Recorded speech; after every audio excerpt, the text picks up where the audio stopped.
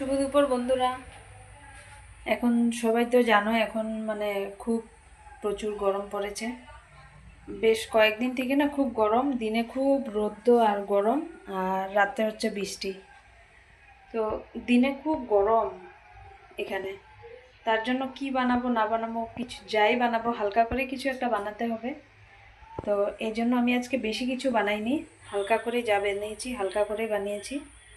তো তার মধ্যে একটা ইউনিক জিনিস বানিয়েছি আজকে, আগে কখনো বানাইনি। তো আমি জানি না তোমরা আগে কখনো খেয়েছো কি না, আমি কখনো খাইনি। তো কি বানিয়েছি চলো দেখাবো তোমাদেরকে।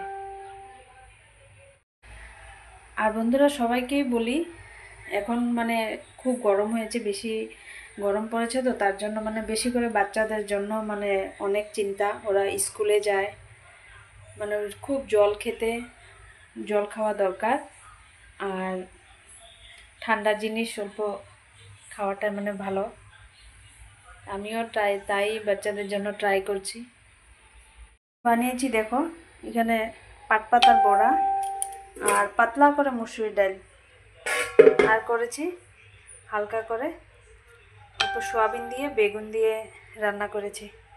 সয়াবিন দিয়ে বেগুন দিয়ে আমি আগে কখনো খাইনি, এটা আমার কাছে একেবারে নতুন রেসিপি। তো আজকে রান্না করেছি, জানি না কেমন হবে, এখনও খাইনি, খেয়ে দেখব।